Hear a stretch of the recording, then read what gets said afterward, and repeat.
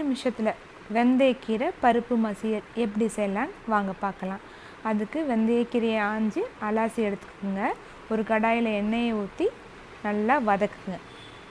அப்புறம் குக்கரில் சிறுபருப்பு, பூண்டு, வதக்கின கீரை, மஞ்சத்தூள் போட்டு வேக வச்சுருங்க. அது வேக அந்த டைமில் கடாயில் எண்ணெய் ஊற்றி கடுகு, ஜீரகம், பூண்டு, கருவேப்பிலை, பச்சை மிளகாய், பெருங்காயம், வெங்காயம், தக்காளி எல்லாத்தையும் நல்லா போட்டு வதக்குங்க. ஒவ்வொன்றா போட்டு அது வதங்கினதுக்கப்புறம் வேக வச்ச அந்த பருப்பையும் கீரையும் மசிச்சுட்டு இதில் போட்டு ஒரு பெரட்டி எடுத்தால் வெந்தயக்கீரை பருப்பு மசியல் ரெடி.